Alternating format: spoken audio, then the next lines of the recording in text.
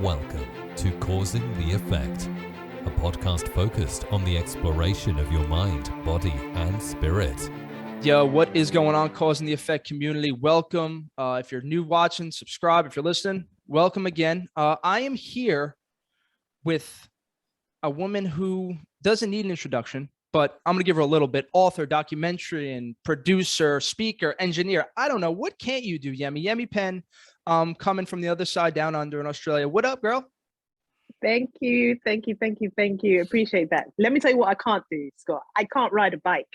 So that's serious? why I can do all those amazing things. Cannot ride a bike, and can't swim. That's unbelievable. Yeah. Well, listen, I think, I'd rather do the speaking and okay. So how did the girl that was born in Nigeria, moved to London, end up in Australia? Okay, so you were very close. I was born in London, then moved to Nigeria, I flipped and end up in Australia. I know, all over. I'm a British-born Nigerian living in Sydney, Australia. And you spent time in Japan. I did. So I think I'm a nomad, or maybe we're all nomads. It's just that I remember slightly more than others do. So I think I do have a nomad spirit, which is to be connected to country. That's probably the spiritual element. But if I was to just keep it clean, I just wasn't comfortable. I think I'm always searching for, is there something different? Not necessarily more, is there something different? I need different. I love diversity in its truest, richest form. And I think that's really what I was going for. But then the other answer is, it was trauma. Trauma was, things had happened and I kept on thinking I needed to go somewhere else to find it. So it's a medley of all those things. Yeah, me and Yemi are going to get along great. We're like two diverse people just throwing stuff and figuring out. Like when you think about that, because I know, you're coming off your trip and you're thinking about this deeper, like this purpose, like what is the purpose of Yemi? Like how much has that evolved since you started this journey? What has it looked like? And do you have an overarching vision for where you think it's going? Because I think that's the best part of like learning about yourself is that the goal is always going to change a little. It's going to evolve when you evolve. How has that journey been for you? It's evolving at a rate so fast, even I can't keep up. And I say even I can't keep up because I think I have done a lot according to the standards of the world. And there is a part of me that suggests I maybe knew it in a past life, which is why it comes across not necessarily easy, but it's like a path of least resistance. But the evolution on my purpose changes. Literally, hand on heart, 3 days ago, I said to my partner before we went to bed, I said, babe, I don't know if I got another 40 years in me, I don't know. I don't know if I can keep going on this ride. And to some people that might sound alarming, but it's real talk. I think of what I've done. I think of the world I live in, and I'm questioning, how else am I going to fill my time? How do I make every day count with purpose? Or am I overthinking it? So I'm still asking questions. Now, I think I'm pretty confident I know what my purpose is, my vision, my mission. But another 40 years, I am tired already. So I'm still exploring. And you seem to be like me, where I'm the opposite of moving around. I'm 20 blocks away from where I grew up. I can't leave my mother yet. All this stuff. Everybody wants me to everyone's certainty, everyone's stability, and I don't like that. I get excited about I don't know where I'm going to be in 5 years, 10 years. I don't know I don't know. That's the fun part of life. Do you agree with that? 100%. So I thrive in uncertainty. It still scares me shitless, but I thrive in it. Because the possibilities are endless. All of a sudden, it feels like I can be part of the co-creation. I can have influence. That excites me, and therefore, uncertainty and variety is my thing. I'm with you, but I also understand why people like certainty because I call it the memo. There's a certain path that most of us have been guided to take of that 9-to-5 job, the education, and that provided certainty. It provided the job for most people, a half-decent salary, the house. And then when that gets taken away, you're scared. So I get why people are the opposite. Yes, I chased that. If you looked at me, I was 26. I did exactly what my mother said, what the society said. Let's get married. Let's make some money as an accountant. Let's build a house in New York. Marry a nice Italian rich girl and you'll be fine. And I did that. And I go, I feel worse than I did before. This doesn't work. And I started, it sounded like you've done some Tony Robbins there with the 6 human needs, right? And I started looking, I go, I'm getting all this certainty. I hate certainty. I need some variety and uncertainty. Now was young Yemi always kind of natural to the uncertainty and the variety, or is this something that it's an acquired taste? Because that's being fearless, to me at least. Yeah, it was an acquired taste and it was suppressed. I mean, that's part of I guess why I do what I do is just people questioning. A lot of us do it, questioning the belief systems and what it is we got born into, what we signed up to. But I was certainty. I followed the rules to a certain extent. I still kind of do to get me to where I want, and then I go rogue. But I was very much yes, yes, sir. How many bags full, sir? And just went with it. You know, that's why I think, really liked as a kid, because I didn't step out of line. I didn't break the order. But it turns out once I started to realize my own sovereignty, that my goodness, I need variety. It's the reason why I've had different businesses. It's the reason, I mean, who moves to the other side of the world without knowing anyone with 2 kids? Who goes to Japan knowing full well that I'd have to drop my engineering and start doing my hustling? I started doing hair, braiding hair. I don't even know how to do hair. It was a YouTube class, but I was so hungry for something different. So I think that was my natural self. And you know what? I'm not mad at myself that it took me about 30 years to figure it out. I'm not mad at all. But I'd love if people could find out earlier. And that's why I do what I do. And same here. And like, isn't it funny? Because I was like you, I was just nice to people just for the sake of being nice. And I started looking back at that. And I was like, is that even really being nice? That's not only fake, but it's like, is that even a virtue? It's like, I'm a rabbit. Yeah. I'm like just another, just here. And then when you could start being nice to people and speak up for yourself and be able to look at the shadow side of yourself and do the shadow work and say, I'm being nice because I see the destruction of the world and I see that dark side and I choose not to go there. And I think that for me was like when I started really changing, like I'm still working on it. Have you ever read the 4 Agreements at all? The four agreements? No, I know bits about it, but no, one of the rules is like, just be impeccable with your speech for a year. And I started doing it. And I was like, I'm sort of a bullshit artist. Like not a liar, just like, you know, you make yourself look a little different. You make yourself, there was like, you know, in Brooklyn, if you ask people, they call me the Great Scott because there's like this ego attached to it. And for me, like trying to like let go of that identity is still hard because there's a new Scott here. I'm trying to, you know, I want to change and I want to be successful in this state. And this is the authentic version. Like, this is what I do. I just want to be the most authentic version of myself because there's so much congruency when I'm this guy, when I'm causing the effect, Scott. How did the identity of Yemi change? And how did it feel letting go of that old version and becoming this new kind of this Yemi we're seeing today? You know, Scott, I love the title of your podcast, Causing the Effects. There's just so much power and I need to break it down, but I'm going to sit with it and come back maybe on another podcast and explain what it does to me. But sorry, I've completely lost the question now. What was the question? The identity, like how was it moving? Because I mean, and you could start. I mean, usually I'll start with the story, but I just feel like we know each other so well, right? But like, tell people a little bit of your trauma, as far as you want to go, as far back as you want to go, because the Yemi we're seeing today, it sounded like you were shy, not speaking up, the yes woman. Like, tell us, just go through the story a little bit. Yeah. So I was going to answer your question, and you just thank you, because I was going to say what changed me always seemed to be traumatic events. That it's like that was my kickstart. And you know, I talk about one particular traumatic event because it appears to be the big, and I say in inverted commas big, because if people listen to my TED talk, you know, I had more empathy and sympathy for someone who appeared to have a quote unquote smaller trauma, and so I question whether there can be sizes. But the one incident I refer to was as a child, because I think I was shy. And I say think because I'm still as an adult trying to pieces it together. But my shyness stemmed from the fact that I had an uncle who typically abused his power, his sexual power to be precise, over me. So my shyness would have come from the fact that whenever uncle was around, or people who appeared to have the same energy as him were around, I would hide. And hiding means you don't want to be seen. You don't want to be heard. So my theory is that I started to adopt that as a personality trait, even though it was not my natural disposition. Now, I'm not really loud, vivacious. I'm actually an introvert, but I'm not shy. I can get on stage. I can have a conversation. I can make jokes. But that Yemi would not have existed if I didn't start looking at that trauma and trying to figure out, well, who was I before these new personalities and traits and belief systems got built on top? And that's probably one of the bigger ones that has impacted me. But there've been lots of other things where the sense of abandonment. FYI, there's no blame in what I'm saying, because I need my energy to be on my healing. Maybe somebody else can do other stuff. So I want to be really clear on that. That any other forms of trauma that happened, it was a trigger.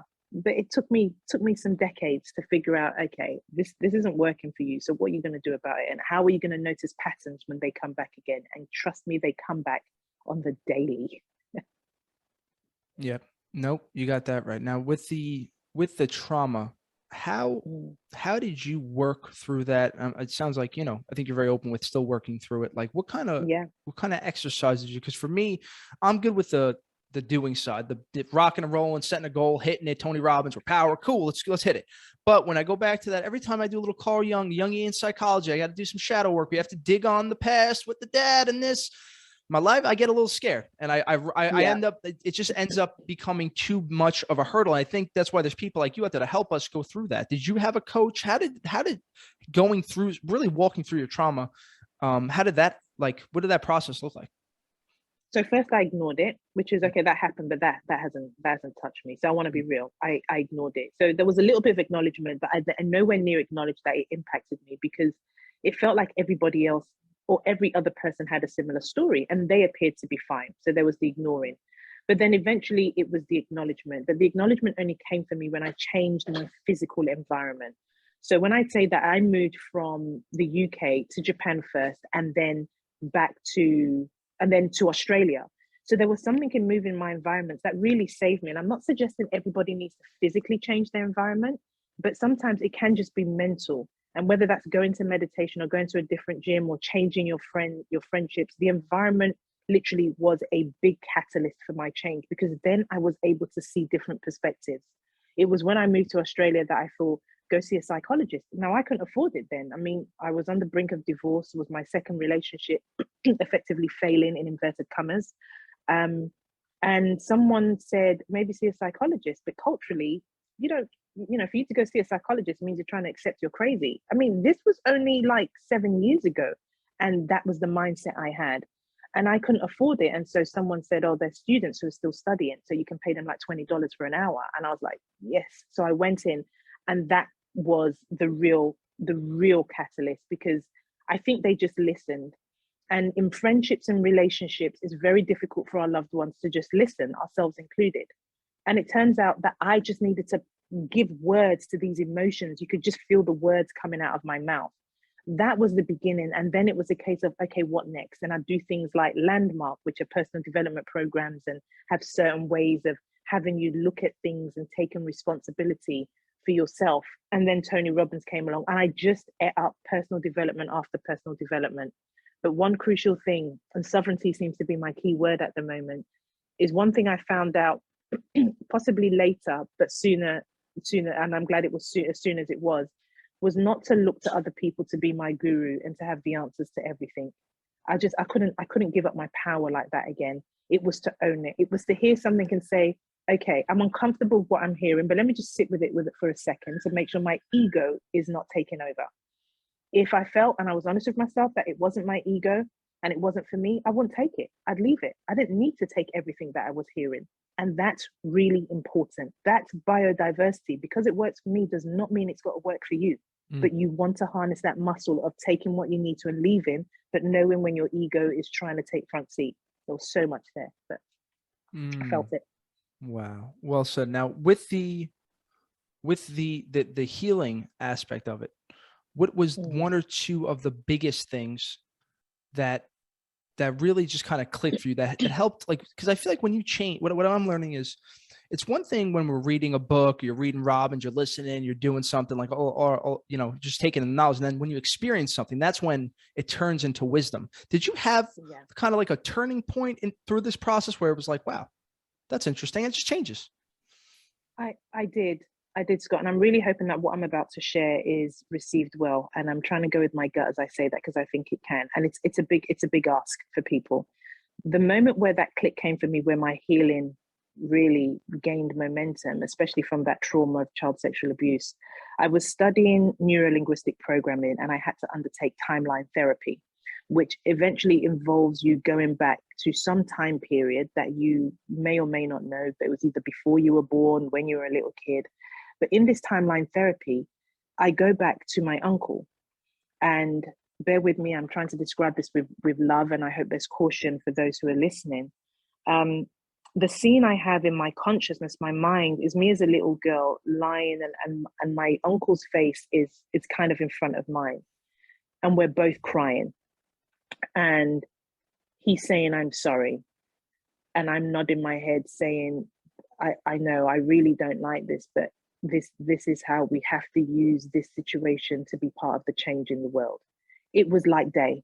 I had not been to anything or read or watched anything else that could have influenced my consciousness. It came up. It came up as someone who was lost himself. But either way, we were making this agreement. Funny to speak about these agreements. We were making this agreement of it needs to change so things like this don't keep on happening. That was the dialogue.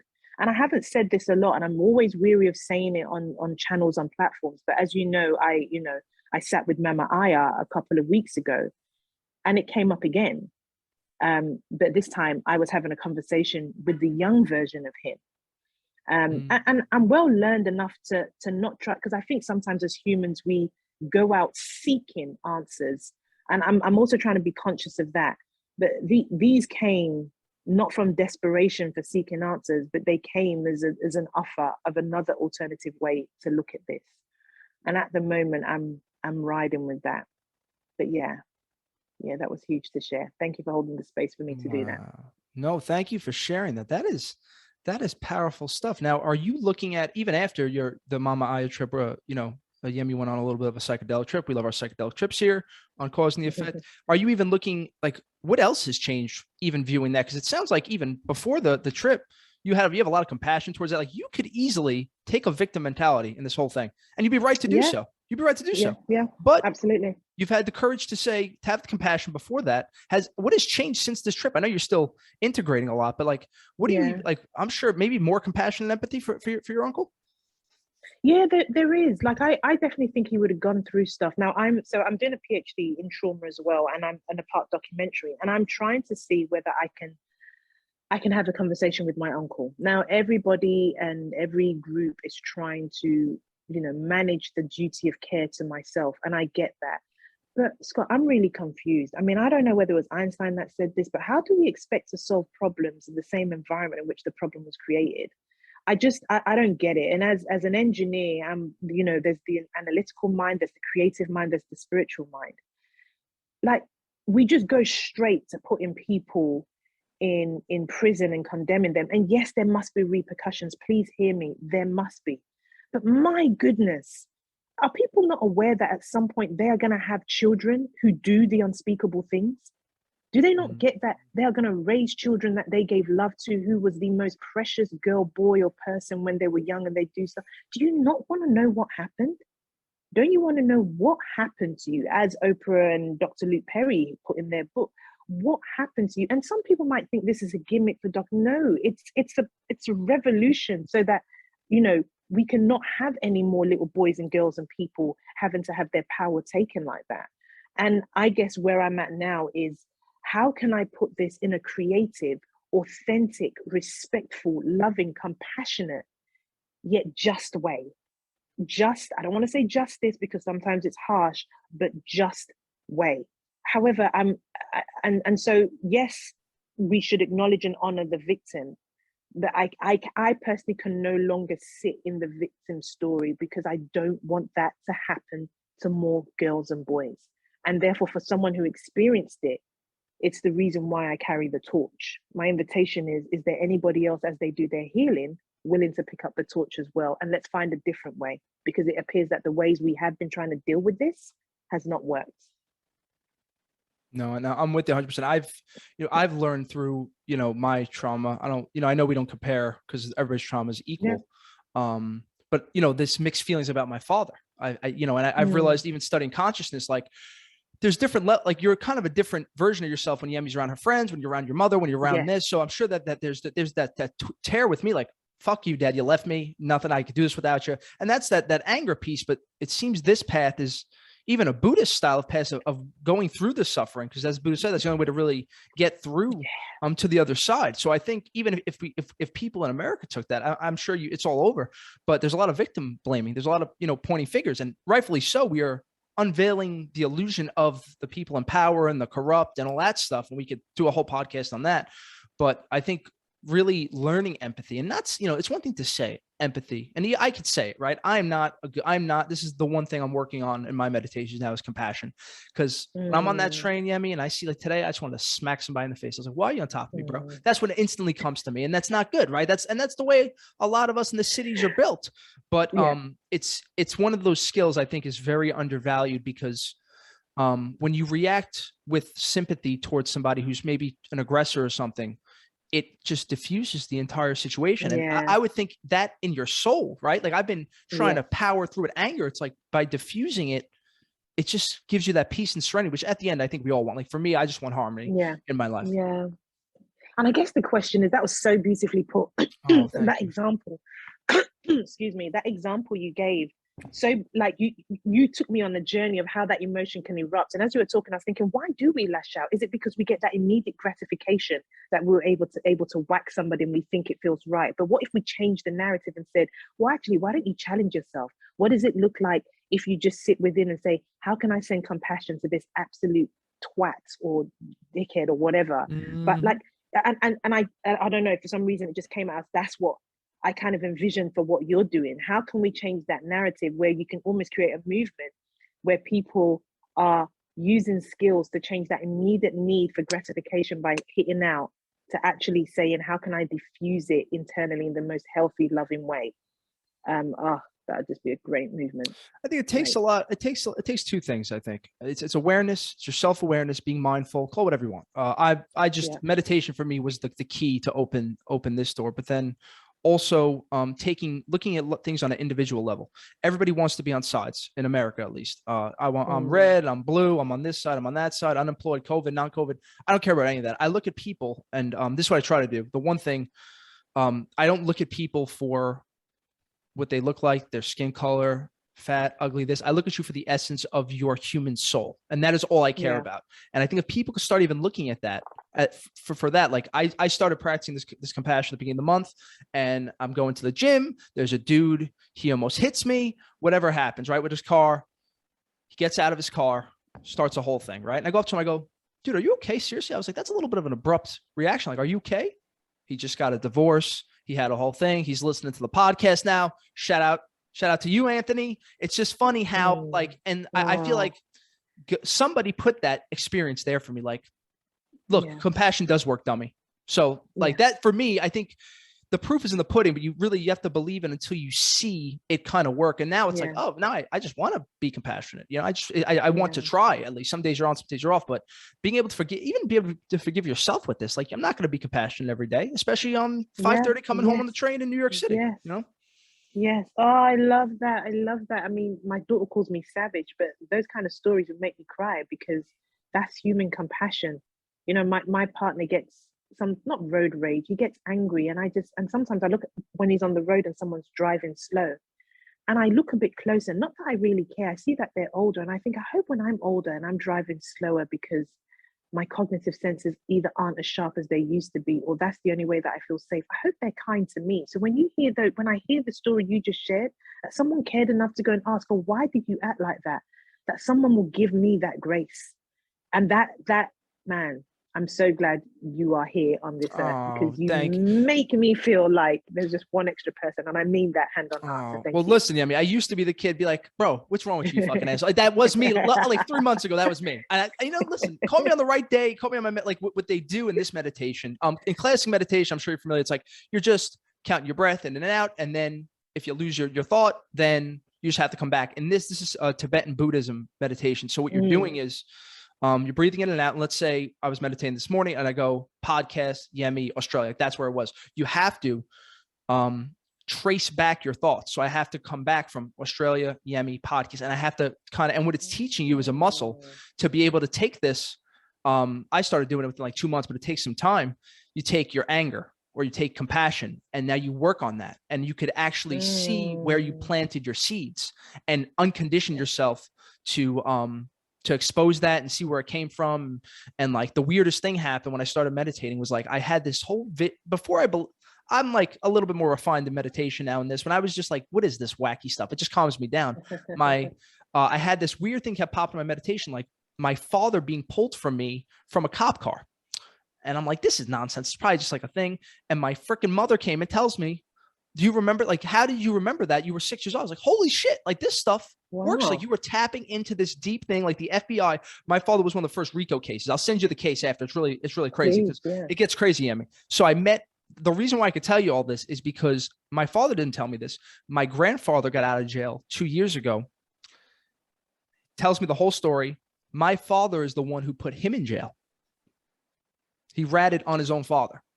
So wow, that really just opened up the whole thing. And sorry, this is your line, your paternal line. You're not telling me a story because I just feel like I've left my body. No, this is my life. Wow. Yeah, this is my life.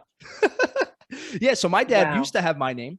This motherfucker changes it, goes and runs away. No, I get stuck with the name. Well, it's good because in my comedy, it's like therapy on stage because the whole bit is 10 minutes. And people like after the show, like, that's not real, is it? I was like, bitch, this is real. There's going to be a movie, Yemi. Somebody beautiful is going to play me. It's going to be a whole great thing. And even like, because I was like, I'm probably still in that Yemi ignorance phase where I'm like, I'm good. I got a lot of guys around me. But I think you have to admit, like, no matter what it is, anytime there's a divorce involved or anything, you're losing something. And I think for me, it was my self-worth. I was similar to you. I never spoke. I was always nervous to speak up. Like I would look stupid, and that came into stage fright. It came into worrying about what people think about you. Even today, that's still something, you worry about with just life. Yeah, exactly. Yeah. Wow. Thank you for sharing that part of the story. But I think I'd be interested in the journey. I think most of us need to do the journey and to have compassion for that. That sometimes, what does one of the personal development gurus out there spiritually, they talk about it as pain bodies. Maybe it might be Eckhart Tolle. Eckhart Tolle. You're going to have pain bodies. And I think when we go back, we can at least witness the journey because then we become the best teachers for others. So I'm so looking forward to continuing to watch your journey. And damn, so good. Thank you. Now, something I know you've spoken about this, the imposter syndrome. Like, I'm sure you've dealt with this as you've dabbled from one thing to one thing, but how did you end up getting over it? And is that something you still deal with? Oh, yeah, unless I'm wrong, I don't think many people get over it. I mean, Oprah Winfrey says it every time she interviews someone, including the presidents of the United States. They say, how was that? Was I okay? There's a little bit of imposter syndrome in there. So imposter syndrome was coined by some psychologists, I don't know, is it 1970s, maybe slightly earlier? Might have that completely off. But basically, they say really high achievers feel imposter syndrome. It's, you've got different archetypes. And so I don't think anyone necessarily gets over it. They just start to do a really good job of managing it or actually climbing down the imposter syndrome ladder. And that's where I'm at. So I've got a really big speaking engagement for the month of May. They had a choice between me and somebody else who's been coaching the #1 Australian tennis star. And they chose me. And I'm like, what the actual fuck? That's really what's going on in my mind. But I just keep on telling myself, Yemi, you're good. You know your content. You're bringing something different. You were that shy kid who's now on stage. So you're able to show people what's possible. So I just get better at doing it. And trust me, I just feel the fear and I fucking go and do it anyway. Like literally, it's one life in this body, in this experience, in this. So I'm not playing around anymore. So it still comes to visit, but I now just say, hey, imposter, you cool? Yeah, I'm cool. Don't need you for now. And I keep it moving. I love that. No, and I think some people, there's balance in everything. You have to do a little sit and you have to do a little pump up work, a little bit of like, I love Joe Dispenza. That's where the name came from, cause and the effect and all that, that good stuff. And what happened was I was dabbling with comedy. I wasn't jumping fully in. And my cousin signed me up for the biggest comedy showcase in New York at Broadway Comedy Show, all this stuff. And they're like, you have 2 months to deal with it. Yeah, I mean, they tell me this, and this is still I'm not done with the stage fright yet. I'm like, SNL's going to be there, producers, this, that. I throw up immediately, they tell me. But in that 2 months, I've never gotten better at something in my life. I learned I need pressure. That makes the diamond. Yes. And I won the showcase. Like now you get development deals. I was like, holy shit, like I need to really apply some pressure to myself. And that's where the change lies. This is something how you're saying with trauma. Like that's where your change lies, is in that hardship. Because if you're sitting there not struggling a little bit, you're not doing something the right way. Damn, Scott, who sent you today? Like, I'm on my shit. I'm on the zone. I'm on my shit today. We are like just vibing and come like you're literally. We tend to teach what we are meant to learn, but what you are giving me back, this bounce back, is stuff that I still need to hear. Some people think, and this is why I think some people are confused when I share my story, because everybody thinks you should be an expert before. Nah, let's go on the journey together. Why do we always have to have this hierarchy thing? Let me take you on the journey, just because I've achieved this and you're trying to achieve that. But what you just shared was a true reminder, the pressure. I'm wanting change, but am I actually applying any pressure to what I'm doing? Oh, mic drop. Thank you. I didn't even apply it, but I learned like that's what works. Maybe some people don't want to throw themselves in the deep end, but for me, and I think a lot of people, like you say, high achievers or imposters. I think a lot of high achievers, you got to throw yourself in because you want to get good quick and you want to move and you want to go. Because now it's like I'm chasing this comedy show. I'm chasing this star of comedy, right? We'll take it into New Testament, but then it moves, right? And I say, well, I want to connect with people on a deeper level. And now I'm thinking about speaking. And I go, oh, well, speaking sounds good. It's something. And that's what I'm thinking this is going. I think that's where my star will take me eventually. And people are like, oh, well, you wasted all your comedy. It's not a waste at all. I'm learning these skills that are like so cool. Yeah. Absolutely. And who is it? Something changed with the pandemic where I started to see comedians actually talk about conscious stuff. And to the point, and because I personally think humor is great. I think sometimes we've used humor to completely deaden any emotions, but these comedians were taking it to a different level. And I don't know how people feel about, but Dave Chappelle, for instance, very intelligent. Yes, the best, not even close. He's on another plateau. Correct. Yeah.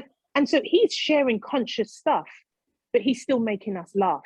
And I just think, my goodness. And then when he needs to draw you into the seriousness so you can take action with your thoughts, he does. And for me, that was the marrying of the best. So once again, dude, I'm your number one fan already. I'll be in Brooklyn. And that's like the goal. That's like the goal is to be, because I think for me, even it's this part imposter syndrome that you're with comedians who are doing it 8-9 times a night, whatever. And you're the guy who's dabbling, but whatever. And it's like, I want to be that good, but I may need the patience that's a skill set, right? It's one thing being funny. And it's one thing being, like you said, I like that, consciously funny, where you're telling a overarching story, maybe about trauma, maybe about this, or you're like, for me, there's something there with, because when I was doing, you do bland stuff, you do women jokes, you do this nonsense. And when I started talking about my father, what happened? People just started, like, you see it in their eyes. Like probably when you see it when you TED Talk, like you could feel it. I'm like, holy shit. And there's authenticity. I know it's something, I'm waiting to talk about that with you too. Like the being authentic, like contributing. I know this is your thing. Contributing and purpose equals abundance. That's what I kind of that connected with me so much, because when I started doing that with comedy, I think I could do that with speaking too. We'll figure it out. I'm excited. That's the best part. I don't know where it's going to take. Maybe both. Oh, so good. Now, how do you end up limiting or defying those limiting beliefs? Like, how did you do, and how do you help your clients ultimately end up doing that? What, defying them? Defying them. DEFY. Defy. Oh, firstly, I think acknowledgement is the first key. Like, how can you say goodbye to something you won't even acknowledge? Like, people need to acknowledge it. Like, I've just finished doing my 3rd documentary series, and I could hear my mum's voice in the background saying, Yemi, why do you need to talk about your problems? Like, that's a generational thing. Like, why do you need to? Because how do you know what you're cleaning up? How do you know what you want to hold on to and what you want to let go? How do you know what you want to pass on to your kids if you just... And so that's my theory. So the first thing was to identify it. And then it's to literally stop and say, okay, how's it working out for you? We don't need to overcomplicate. Like, just for a second, acknowledge your ego is there to save you, but no one's killing you right now and your worst fear isn't happening. So if your ego is here trying to save you from something because it's uncomfortable, I'm going to need you to dig a bit deeper. Is that limiting belief serving you? I.e. that, I can't make enough money. Well, yeah, my parents struggled. And we just go through it. We just have dialogue. And what we do is change the environment of the conversation. And that's where I am. I'm kind of like that really soft bristle brush that can really clean stuff out. It might get a bit uncomfortable. There might even be a few abrasions, but eventually it's going to come out better. And so my line of questioning and reminding them of the sovereignty in them, that they do have the answers. And most of the time I tell them to tell me the answer immediately. So if I was to ask you a question, your subconscious would give you the answer immediately, but you're either going to brush it away or not even acknowledge it. And I just say, for our sessions, let's acknowledge it. And they come out with the answers immediately. That is the simplest way that anyone can, is to be really honest with yourselves. And then ask if it's serving. If it's giving you the life you want, keep going. If it's not giving you the life you want, who do you need to be to change it and get the life you want? Simple questions. Who do you need to be? Is it serving you? Yes or no? If yes, keep going. If no, who do you need to be to change it? Sometimes we need to remove ourselves from, because we still don't believe in ourselves, we remove ourselves and then we say, okay, now go be that. And that takes a process. Yeah. But that's effectively the core. And that process, because it sounds like you're setting this new person who just doesn't have the fear or whatever that anxiety is, and you're going to do it. And in between that's maybe a little linguistic programming, the little Joe Dispenza, the pattern disruption, all that good stuff. How is how do you end up finding the patterns and disrupting them? Do you have any work with that? I think you have. Yeah, it's repetition. It's repetition. The minute you find yourself saying, and you usually know this, the minute you find yourself saying, why do I always find the men or the women that do this to me? Why does no relationship ever work? How come I can never get a job? The minute you find yourself in that, that should be kind of like, not in a good way, but some sort of, not alarm bell, I don't want to say anchor either, but something that prompts you to say, okay, this isn't working. And it's not a blame game, it's just to take a check. So that's one way of at least identifying. And then you can say, okay, what do I need to do differently? So I know, for instance, let me see, so I've got 2 kids, 2 different dads. It was my biggest shame story for a very long time, because I was following the memo of getting married and having 2.4 kids. And it was just huge. I just felt so wrong, so wrong. But I had this theory that I should really only be with Nigerian men because I'm of Nigerian descent. I mean, I'm sure I would have heard someone say the benefits of that, but then it wasn't working because I didn't fit the mold of the typical Nigerian woman. So a Nigerian man who was also following that memo was always going to struggle with me. And so when the pattern kept on showing that, and I thought, okay, what rule have I created that completely has a noose around my neck? And that was one of the rules. So how I broke the pattern was dating outside my race. Now, that's really simple, and it can also be quite radical, but you got to be honest with yourself. No friend is going to be as honest with yourself as possible. I had to break that pattern, but first I had to identify it and figure out why. I was told it's because it would be easier, cultural things and blah, blah, blah. And I thought, well, if I dated someone outside my race and there were some things I needed to explain from a cultural perspective, surely that's all I've got to do. Explain it. They don't need to fully understand it, but can they respect it? I started to recreate my values again. So a lot of the work that Tony Robbins speaks about, but I found a way to meld it so that I can apply it to real life. What rules am I creating that don't work for me? What rule am I willing to break? What values am I willing to compromise? And as a result, it's allowed me to break patterns and create new ones. I love that example. I'm smiling because you're going through stuff on your own. You're figuring out.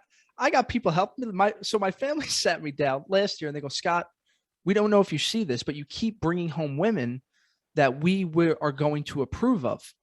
And the women that you like, we're not going to like the woman that you really love. And it was so funny. They told me to go outside. They told me to start trying different stuff because I'm like typical, safe Brooklyn Italian women. And I get a little bored. Yeah, I mean, I want to run around. I want to do a little curly, a little wild. So it's really funny that we're really like living I feel like we're living the same life just on alternate sides of the planet here. Correct. Time and space. That's the only difference between both of us. Time and space. Oh man. Yeah, reality, right? No, I know bending reality. How do you feel about that? Any tips to help bend reality? And we speak a lot about, how your thoughts, reflect your reality and stuff. Do you do any work on that? Yeah, I do. I have a formula. I'm trying to, because with my engineering brain, I've always got formulas. So for me, bending reality is that it's intuition minus stepping out of your comfort zone, which is managing your fear. So if you continue to harness your intuition, which might be your 6th or 7th sense, and I know lots of people hear this, we are really only focused on the 5 senses, but sometimes you have a gut feeling. However, your gut feeling can betray you because you feel you failed in life. And this is where you need compassion to say, well, how were you ever going to learn if you didn't take that step? You have to experience things to learn. And there are some of us who are more courageous to take that step. So your intuition is that gut feeling. I don't think I should take the bus today, or I should take the car. Like having this podcast with you. Yeah, maybe not big intuition, but you've given me blessings like no other. And so you've actually already given me messages that is actually going to go on and impact my documentary and the next things I'm going to do. That's intuition. I can feel it. And then it's how do I manage my fear that says, Yemi, don't do that. Don't do that. And I say, and so many things and difficult to put in one podcast. One way I manage fear is I just try. And as long as my worst fear, which is dying before I tell my kids I love them. So I quickly call them and tell them I love them the minute I'm about to do something I'm fearful of, and it allows me to do it anyway. So that's how I manage my fears. I make sure that my worst ever nightmare is not going to happen as a result of it. And then I combat it by doing something about it. That's how you bend reality, because effectively it means you unsubscribe from this vision of you thinking this is the only way to do it. Anytime you hear yourself say, yeah, I could never do that, I could never do that, it means you signed up for one version of reality. You bend reality by unsubscribing from that and following intuition and managing your fear. Man, you're like truly changing your perspective on another level. Absolutely. And you're in the driver's seat. What a great place to be. Oh my God, I love that. Now, how do you end up, what does it take to understand the drivers of your value, the drivers of your intuition, the drivers of your indecision, your fears? Like, how much of awareness did you end up doing, and how do you help your clients get through that? Because I think the first step is really once you take that step into awareness, everything could at least fall to the wayside.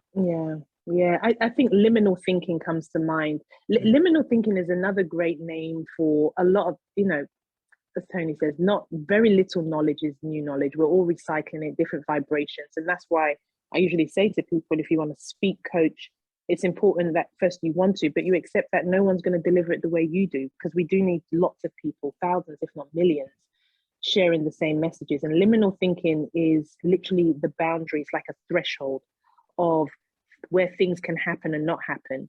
But for me, what allowed me to understand my different values and what works is the minute I found that there were boundaries, that I had put boundaries up, or that I had a cage around, which was my mind of what I could and couldn't do, was the minute I realized there were opportunities.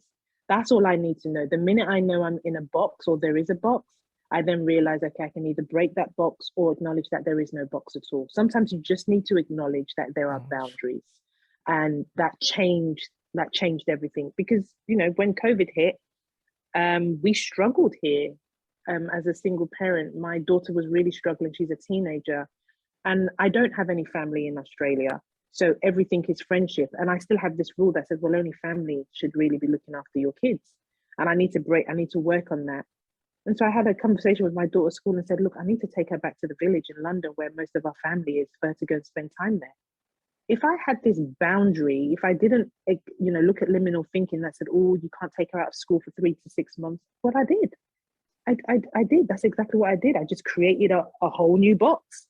I don't even think of what I can or can't do. What do I need to do to survive and thrive right now? How can I do it without harming people and making other people buy into my vision? Figure out what your boundaries are and take them down. Man, Yemi, that was beautiful. Thank you so much for joining me, Yemi. Seriously, I expected to be good, but this was wonderful. Seriously, thank you so much. Likewise, thank you. No problem. Everybody, follow Yemi's YouTube channel. Check out the TEDx talk. I'm going to link that below. The full documentary also, Did I Choose My Trauma? I'm going to link that below as well. Yemi, that's it, man. Thank you so much again. I want you to come back on. We can just chat. If you're ever in New York, come on. Let's hang out. I think I'm coming to Brooklyn, dude. Don't you worry about that. I love traveling, so I'll see you. That's why I got to tell you twice. You'll be here tomorrow. That's wonderful. That's it. Everybody watching, thank you guys so much for all the support. Just subscribe, leave a like if you could. Any questions for Yemi or me, you can put them down below. If you're listening on Apple Podcasts, thank you guys so much for the support. Let's just keep doing this. Just tell one of your friends about this. That's it. As always, stay safe, stay positive, stay blessed. We'll talk to you later. Bye-bye.